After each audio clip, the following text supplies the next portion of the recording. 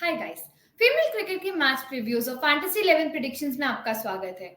आज मैं और Ankit second ODI Sri Lanka versus West Indies को आपके साथ डिस्कस करेंगे। तो उससे पहले मैं आपको बताऊं कि वेस्ट इंडीज इस समय श्रीलंका का टूर कर रहे हैं। 15th को ये टूर स्टार्ट हुआ था एंड 28 को कंक्लूड होगा। ये 3 ओडीआईस और 3 T20Is को कंसिस्ट करेगा। तो पहला ओडीआई श्रीलंका ने जीत लिया है, वो 1-0 से समय लीड पर है। उन्होंने टॉस जीता था, फिर वेस्ट इंडीज 195 पे ऑल आउट हो गए थे 47.1 ओवर्स में। हेली ने 38 रन्स बनाए थे, वो हाईएस्ट स्कोरर रहे थे। उनको बहुत दिक्कत हुआ था ऐसा पार्टनरशिप्स बनाने में। स्टेफानी टेलर ने 33 रन्स बनाए थे एंड चमारी ने उनको रन आउट कर दिया था। फिर हाईएस्ट 10 विकेट अगर पार्टनरशिप की हम बात करें तो 25 रन्स की करिश्मा और शमीला कॉर्नेल के बीच हुई थी, जो कि इस समय हाईएस्ट 10th विकेट पार्टनरशिप है वेस्ट इंडीज के लिए। फिर सुगंधिका कुमारी और कविशा दिलारी दोनों ने ही बेहतरीन गेंदबाजी करी, 3 विकेट्स उन्होंने लिए थे। तो ये थी फर्स्ट इनिंग्स। एंड अगर हम सेकेंड इनिंग्स की बात करते हैं जहाँ पे श्रीलंका ने बल्लेबाजी करी, ऑब्वियसली उतना चेस नहीं था, लेकिन एक ट्रिकी चेस हो सकता था अगर वहाँ पे गेम फंसता, बिकॉज जब एक अच्छी ओपनिंग साझेदारी मिली थी अट्टापट्टू और गुनारत्ने के चलते, उसके बाद उन्होंने लगातार विकेट्स खोए, लेकिन Harshitha Samarawickrama I think उन्होंने बहुत पेशेंस दिखाया, रेजिलेंस दिखाया अपने इनिंग्स में, बिकॉज हो सकता था कि वहाँ पे 1-2 विकेट, बिकॉज कविशा की भी विकेट काफी जल्दी चली गई थी एंड वहाँ पे फंस सकता था मैच, लेकिन हर्षिता समारा विक्रम के वो जो क्रूशल रन थे उसके चलते एक कंफर्टेबल विक्ट्री प्रशस्ति श्रीलंका को मिली और अभी तक लीड ले लिया आई थिंक प्रशस्ति। और अगर हमने देखे जैसे पिछले मैच में हमने जो भी की प्लेयर्स लेते, अगर हम देखें द लाइक्स ऑफ सुगंधिका कुमारी या फिर आप चमारी अट्टापट्टू, ऑब्वियसली वो तो एक मेन प्लेयर है, लेकिन लगभग उन्होंने अपना योगदान दिया, खास करके Sugandhika Kumari in the first innings, because 3 wicket जिसमें से एक क्रूशल विकेट हेली मैथ्यूज की थी और उनको बहुत जल्दी डिसमिस किया, जो शायद काफी एमेट्यू फेल्ट कि वहां पे थोड़ा गेम श्रीलंका की तरफ मुड़ गया। जी, श्रीलंका की स्टार्टिंग में काफी अच्छी पार्टनरशिप थी 88 रन्स की। वो आलिया अलीनी ने ब्रेक करी थी, जो कि रेगुलर बॉलर उस टाइम पे नहीं थे, बट उनको स्पेल दिया गया और उन्होंने अपने फर्स्ट ओवर में ये पार्टनरशिप को ब्रेक किया। फिर हर्षिता समार विक्रमा की आपने बात करी, उन्होंने 44 रन्स बनाए, फिर उनका साथ परेरा ने दिया 43 रन्स बना के। तो काफी श्रीलंका को ये 40 रन्स की साझेदारियों ने ही इस टोटल को जिताया एंड वो काफी अच्छे 6 विकेट्स के मार्जिन से ये मैच अपने नाम उन्होंने विक्ट्री हासिल की, जिस वजह से जो आईसीसी चैंपियनशिप टेबल की हम बात करते हैं उसमें श्रीलंका इस समय 6th पोजीशन पे है, उनके 16 पॉइंट्स हैं उनके नाम, और वेस्ट इंडीज इस समय 4th पोजीशन पे है 14 पॉइंट्स के साथ। तो अब बात करते हैं सेकेंड ओडीआई के बारे में, जो कि इस समय हम्बन टोटा में होगा। 10 बजे ये लाइव जाएगा। 18 तारीख को ये मैच खेला जाएगा।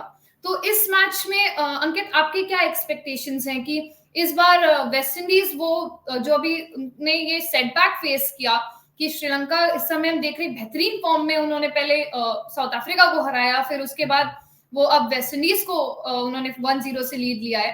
एंड वेस्ट इंडीज का हमने देखा कि उन्होंने पाकिस्तान को 3-0 से हराया था ओडीआईज में। They were very fantastic and dominating in the Pakistan series.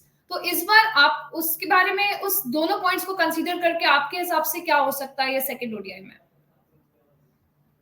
देखिए, वापसी की उम्मीद कर सकते हैं आप शायद वेस्ट इंडीज की तरफ से, बिकॉज अभी तक पाकिस्तान के खिलाफ जो प्रदर्शन था, ऑब्वियसली वहाँ पे उन्होंने इनिशियली मैचेस जीतना चालू किया था and obviously it was white wash, but यहाँ पे आई थिंक कंडीशंस को पढ़ नहीं पाए, बिकॉज ऑब्वियसली वहाँ पे एली मैथ्यूज के ऊपर ये टीम निर्भर करती है, लेकिन बाकी प्लेयर्स को भी स्टेप करना चाहिए था, जहाँ पे ऑब्वियसली रन्स बने, स्टैफनी टेलर के बने थे उतने रन्स, लेकिन उसके अलावा किसी बल्लेबाज ने, स्टैफनी टेलर आई थिंक बड़ी इनिंग्स खेल सकती थी मेरे पॉइंट ऑफ व्यू से, बिकॉज अनुभवी प्लेयर है एंड बट उनके अलावा भी बाकी किसी प्लेयर्स का बहुत बड़ा योगदान नहीं आया। 200 रन के आसपास भी आप बना नहीं पाए, जो आई थिंक 230 240 आई थिंक एक चैलेंजिंग टोटल बना सकते थे, और अगर बिकॉज सेम ही ग्राउंड पे और लगभग आप सेम कंडीशंस एक्सपेक्ट करते हो, पिच की कंडीशंस भी लगभग मेरे हिसाब से सेम होगी, तो उस लिहाज से आई थिंक वेस्ट इंडीज में उम्मीद कर रहा हूँ कि वापसी डेफिनेटली करेगी, लेकिन दूसरी तरफ Sri Lanka I think as you mention कि टॉप 6 में अब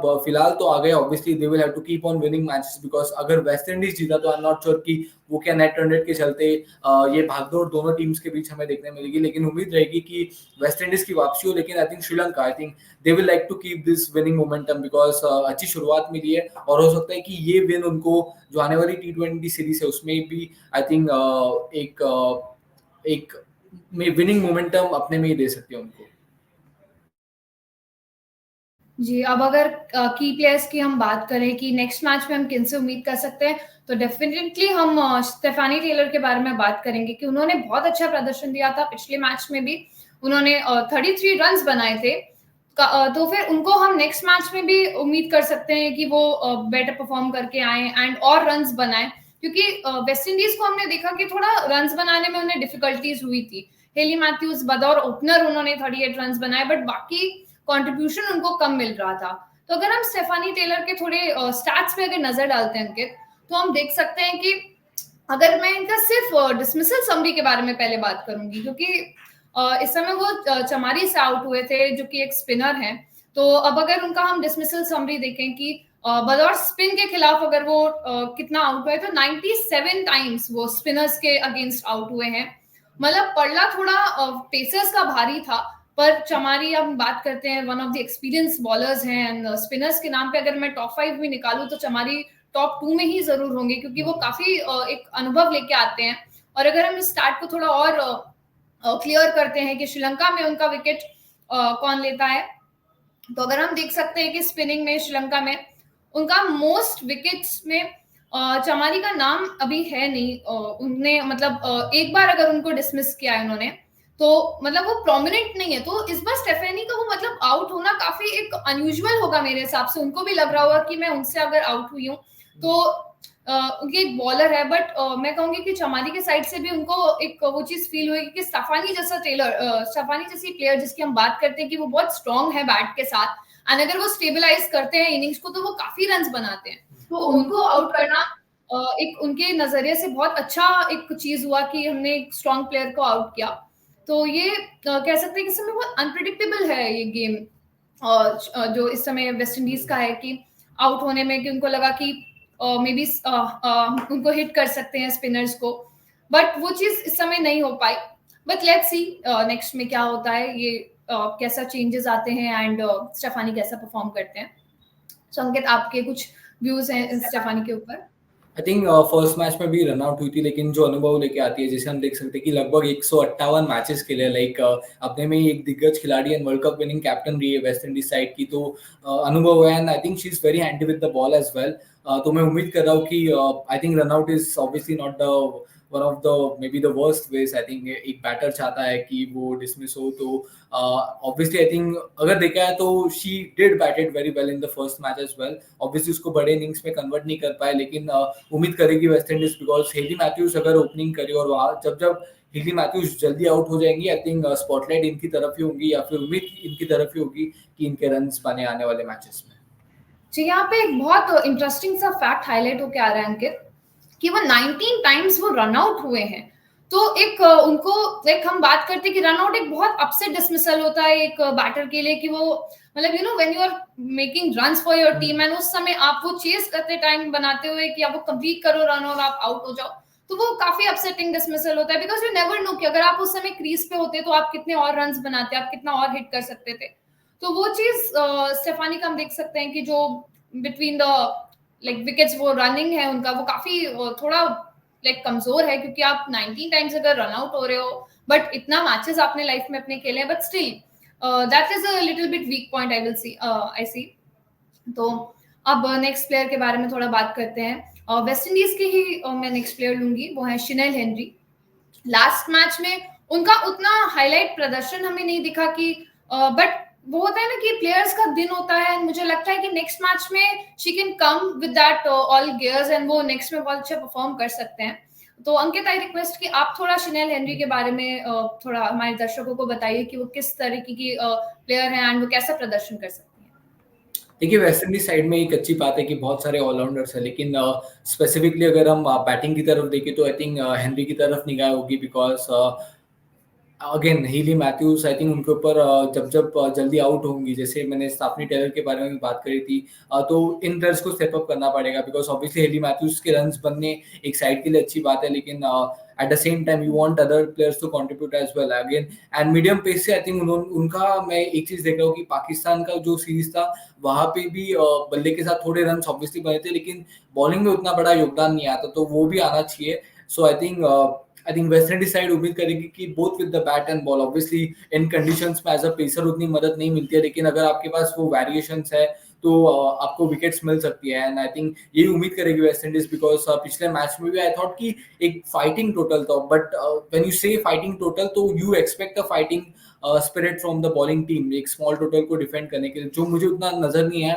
obviously there was a period जहाँ पे उन्होंने वापसी करी, लगातार विकेट्स लिए थे, लेकिन एज अ सेट की एक वो जो पार्टनरशिप आई हमारा विक्रमा, उसके चलते वो मैच थोड़ा मुड़ गया बिकॉज उतना बड़ा टारगेट नहीं था। तो I think West Indies will hope कि बॉलर्स भी स्टेप अप करे बिकॉज हर बार आपको वो लग्जरी नहीं मिलेगी कि 270 280 वाला जो भी रन है डिफेंड करने के लिए, लेकिन at times there have to be occasion जब आपको इन छोटे टोटल्स में भी आपका fighting spirit I think define होता है, जो आई थिंक वेस्ट इंडीज दिखाना चाहेगी आगे जाके अगर ऐसे छोटे टोटल्स डिफेंड करने हो।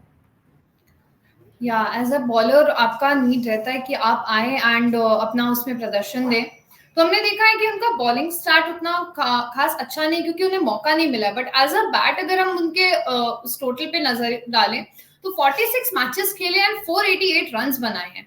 तो उनका काफी और 2 बार वो सिर्फ कैच आउट हुए हैं। अगर उनका डिसमिसल समरी में हम इस चीज को थोड़ा हाईलाइट करें तो वो भी श्रीलंका के खिलाफ। तो मतलब ये है कि श्रीलंका के खिलाफ उनको सिर्फ जब अब वही होता है कि जब आप एक हिटर होते हैं तो आप उससे उम्मीद की जाती है कि आप बॉल को फ्लाइट दें आप और ज्यादा बाउंड्रीज पे फोकस करें। तो उस समय फील्डिंग का भी मैं कहूंगी फिर कुडोस टू श्रीलंका कि उन्होंने उनको आउट किया बिकॉज वो भी सेट है एंड अगर वो बाउंड्रीज से जब बात करेंगे तो फिर काफी डिफिकल्टीज हो सकती है। तो उनका 65 टाइम्स अगर हम डिसमिसल पे थोड़ा और नजर डालते हैं तो वो लाइक 28 टाइम्स वो कैच आउट हुए हैं, बट मोस्टली हम देख रहे हैं कि उनको बोल्ड भी वो हो रहे हैं। तो वो भी एक प्रॉब्लम है जो वो एक फेस करते हैं कि 14 टाइम्स अगर वो बोल्ट हो रहे हैं। एंड अगर सिर्फ हम एक पेसर के बारे में पेसर के बारे में बात करें तो वो लगभग बराबर हो जाता है, क्योंकि 10 बार आप कैच आउट हो रहे हो, 9 बार आप बोल्ड हो रहे हो। तो आप बॉल को जज करने में आपको शायद थोड़ा डिफिकल्टी है कि आप बॉल किस साइड से आई एंड वो फिर विकेट चटका के चली गई। तो वो काफी उनको उस चीज पे आई गेस वर्क करना चाहिए। एंड बाय द टाइम अगर आप एक दो और ओडीआईज खेलोगे तो आपको और एक्सपीरियंस मिलेगा, बिकॉज अभी उन्होंने 50 का मार्क कभी टच नहीं किया है। तो वो अभी करेंगे तो फिर वो और एक्सपीरियंस होते जाएंगे and may be in future वो वेस्ट इंडीज के लिए और अच्छा लेके आए रन। सो अब हम थोड़ा श्रीलंका के पॉइंट ऑफ व्यू से बात करते हैं। तो श्रीलंका में मैं एक पेसर के बारे में बात करना चाहूंगी कि उन्होंने पिछली बार इतना परफॉर्म नहीं किया था। हमने देखा कि श्रीलंका के 2 लोगों ने, सुगंधिका कुमारी एंड कविशा दिलारी, दोनों ने बहुत अच्छा विकेट्स लिया, 3-3 विकेट्स लिए। बट उदेशिका प्रबोधिनी वो बहुत इकोनॉमिकल रही थी, उनके बहुत अच्छा इकोनॉमी रहा था पूरे थ्रू आउट मैच में, बट उनके नाम एक भी विक्ट्री हासिल नहीं हुई, एक भी विकेट्स के नाम पे। बट उनकी इकोनॉमी काफी अच्छी थी, तो उनको मैं एज अ की प्लेयर लूंगी बिकॉज 50 ओवर्स में अगर आप 10 ओवर बॉल कर रहे हो एंड आप उस इकोनॉमी को मेंटेन कर रहे हो तो आपका भी काफी एक अच्छा एक स्पेल माना जाता है कि आपने रन्स बचाए हैं, आपने डिफिकल्टीज क्रिएट करी हैं बैटर्स को कि वो रन्स क्रिएट ना कर पाए। आपने उनको आउट नहीं किया पर आपने उनको रन्स बनाने पे वो एक बाधा लाई है कि हम उनको रन्स नहीं थोड़ा बनाने दे रहे हैं। तो अगर उनका थोड़ा और हम क्लियर पिक्चर देखें कि उनका सिर्फ विकेट्स की अगर मैं पहले बात करना चाहूँ तो उन्होंने ओडीआईज में 66 मैचेस खेले हैं, 34 विकेट्स लिए हैं। बट उस इकोनॉमी की जो मैं अभी तक एक बात कर रही थी 4.31 की इकोनॉमी है, तो वो काफी एक अच्छी इकोनॉमी है एक ओडीआई बॉलर के अगर पर्सपेक्टिव से हम देखें उस चीज को। तो अंकित, तो आपके उदेशिका के व्यूज पे आप क्या कह सकते हैं कि वो कैसा परफॉर्म कर सकते हैं नेक्स्ट मैच में? You know the first thing मेरी निगाह गई जो इनके एज के ऊपर आई थिंक 38-39 साल की उम्र में आई थिंक एक पेसर एशियन कंडीशंस में आई थिंक लॉन्गेटिविटी की तारीफ होगी, बिकॉज 2009 में उन्होंने डेब्यू किया और उसके चलते लगभग 15 साल इनके क्रिकेट में हुए। ऑब्वियसली थोड़ा सरप्राइजिंग है कि बहुत सारे वनडे मैचेस नहीं खेले हैं। ऑब्वियसली T20 में आई think she is closing on 100 T20 matches, but I think discipline दिखता है हमें इनके गेंदबाजी में, जो हमने क्वालिफायर्स में भी देखा था।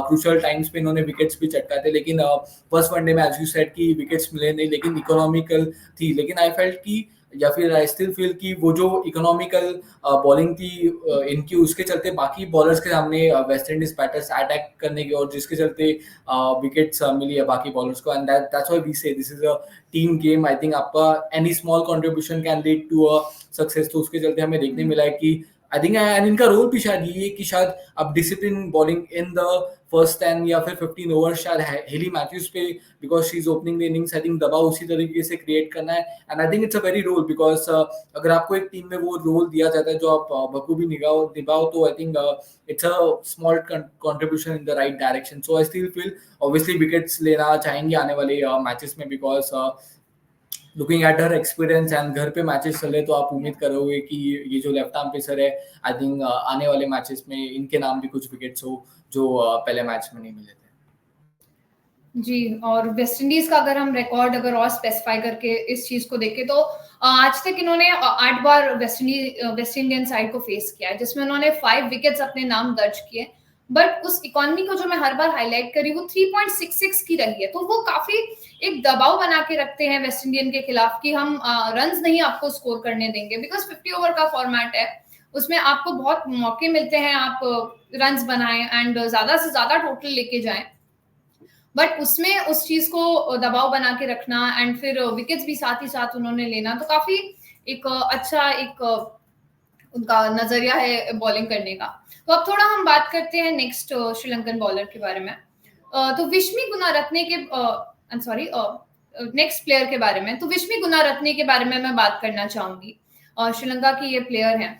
तो अंकित, मैं आपसे रिक्वेस्ट करती हूँ आप थोड़ा हमारे दर्शकों को उनके बारे में बताएं कि नेक्स्ट मैच में वो कितना अच्छा परफॉर्म कर सकते हैं, कैसा उनसे एक्सपेक्टेशंस है श्रीलंकन साइड को, क्योंकि हमने देखा कि अभी बहुत अच्छी उन्होंने साझेदारी स्टार्टिंग में अपनी कैप्टन के साथ, स्किपर के साथ रची थी। 88 रन्स की वो पार्टनरशिप थी जो जिसमें वो काफी ऑन फायर उन्होंने बैटिंग करी थी। तो उस पे आपके क्या व्यूज रहेंगे कि नेक्स्ट में क्या उनका फॉर्म कंटिन्यू रहता है? यही उम्मीद रहेगी, बिकॉज ऑब्वियसली फर्स्ट मैच पे भी उनको एक बहुत अच्छा शुरुआत मिला था, और उनकी और चमारी की एक अच्छी साझेदारी भी बनी थी, ओपनिंग साझेदारी। तो मेरे हिसाब से आई थिंक उम्मीद करेगी, बिकॉज बहुत यंग है, लेकिन आई थिंक मैच्योरिटी दिखाई जो हमने क्वालिफायर्स में भी देखा। तो बिकॉज वहाँ पे अगर देखा है चमारी के उतने रन्स नहीं बने थे, और निर्भरता थी समारा विक्रमा या फिर गुनारत्ने इन बैटर्स पे, even for the likes of Hasini Perera. And ये एक अच्छी चीज है कि as a young player, and I think अभी जो भी क्रिकेट चलता है, आई थिंक हमें बहुत जल्द एक बहुत अच्छी क्वालिटी हमें देखने मिलती है कि यंगस्टर्स ने वो रिस्पॉन्सिबिलिटी ली, I think. And it's not just up to the big stalwarts of the game या फिर एक मेन प्लेयर्स की तरफ ही निगाहें नहीं होती। आई थिंक ये प्लेयर्स भी I think at a young age, because अक्सर होता है कि जब एक यंग प्लेयर टीम में आता है इनिशियली थोड़े मिस्टेक्स होते हैं, देन दे लर्न। लेकिन I think the amount of domestic cricket या फिर जो भी अंडर 19 क्रिकेट के चलते भी बहुत मदद मिली आई थिंक इन यंग क्रिकेटर्स को। तो I think she will hope कि जो पहले मैच में बिकॉज मैच फिनिश करना भी एक वो जो नॉट आउट का वो जो मार्क होता है, आई थिंक आप जब जब देखते हो चेस करते हो, I think it makes a batter happy, specially young batter, जो वो चाहेंगी। और अगर वेस्ट इंड श्रीलंका की बैटिंग पहली हो तो भी वो चाहेंगी कि एक बड़ा शतक अपने नाम, बिकॉज वेस्ट इंडीज के बॉलिंग में अभी तक उतना शायद उनके बॉलर्स ने कंडीशंस को उतने अच्छे से रीड नहीं किया जितना आप उम्मीद कर रहे हो। एंड आप उम्मीद करोगे कि एक बड़ी सेंचुरी इस ओपनर से आए, बिकॉज जिनके साथ भी ओपनिंग करी है, आई थिंक वो भी एक अपने में ही बड़ी बात है, because she is partnering with Chamari Athapaththu, which I think is gonna help her grow as a cricketer. या स्टार्टिंग में आप इतना सीनियर प्लेयर अगर आपके साथ ओपन कर रहा है तो आप वो एक्सपीरियंस उनसे गेन कर रहे हो, क्योंकि आप 19 इयर्स के हो एंड आप अभी यंग साइड में एकदम हो एंड आपने श्रीलंकन टीम के लिए डेब्यू किया है। एंड हम देख सकते हैं कि उन्होंने ओडीआईज में 13 ओडीआई मैचेस उन्होंने अपने आज तक लाइफ टाइम में खेले हैं, 195 रन्स उन्होंने बनाए हैं, जिसमें उनका हाई स्कोर रहा है 50 रन्स का। तो उनका अगर मैं डिसमिसल समरी को थोड़ा और उसको फोकस करके देखूं तो उसमें लाइक 12 टाइम्स वो डिसमिस हुए हैं अपने उसमें 13 में, एंड वो ओपन करते हैं तो एक बार वो नॉट आउट भी रहे। दैट मीन्स कि एज एन ओपनर वो आपकी साइड से भी अच्छा है कि आप अगर नॉट आउट रह रहे हो, बट ठीक है अगर आप 12 टाइम्स आउट हो रहे हो क्योंकि आप ओपन कर रहे हो, आप पे प्रेशर ज्यादा है, आपको रन्स बनाने हैं ओडीआईज में। सो उसमें अगर हम थोड़ा और क्लोज करें तो उसमें हम देख सकते हैं कि 8 टाइम्स वो कैच आउट हुए हैं एंड 2-3 बार वो एलबीडब्ल्यू हुए हैं। तो कॉर्ट में अगर मैं देख सकती हूँ कि तहू जो न्यूजीलैंड की प्लेयर है उन्होंने उनको 2 बार आउट किया है, एंड खाका जो इस समय साउथ अफ्रीका के खिलाफ इन्होंने खेला था तो उस समय उन्होंने इनका डिसमिसल लिया था। सो पेस अटैक के साथ देख सकते हैं कि थोड़ा उनको प्रॉब्लम है, बट लेट्स सी कि नेक्स्ट मैच में क्या होता है कि उनका विकेट जो एक हम बात करते हैं क्रूशियल विकेट है वो कौन लेता है, क्योंकि फास्ट में आलिया अलीनी ने उनको आउट किया था तो वो भी पेसर है, तो थोड़ा बहुत उनको पेस अटैक से प्रॉब्लम है, but when spin comes against us, then she has got all the guns to fire. So let's see next में क्या है। So अब समय जाया ना करते हुए हम थोड़ा फैंटेसी 11 के बारे में बात करते हैं of Sri Lanka versus West Indies second ODI.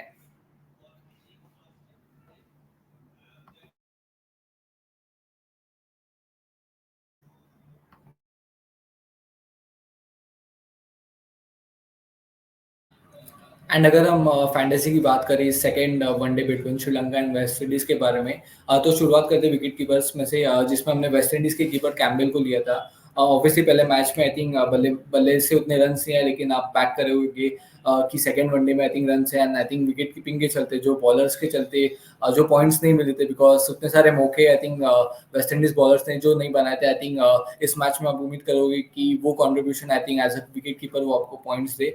Batters में हमने 3 लिए, जिसमें ऑब्वियसली स्टैफनी टेलर है। आई थिंक ऑब्वियसली नाम उनका बैटर्स में आ रहा है, लेकिन I think with the ball she can be handy, and पहले मैच में भी उतने रन्स बने थे, so she can give you out I think 60 to 70 points, which is a very decent I would say in terms of fantasy.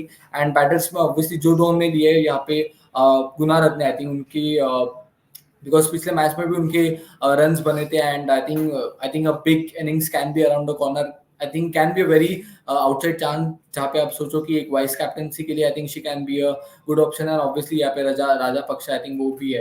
तो ये हमारे 2 Sri Lankan batters, और हमने एक स्टैफनी टेलर, एक वेस्ट इंडीज बैटर, जो हमारा फॉर्मेशन है for batters and wicket keepers.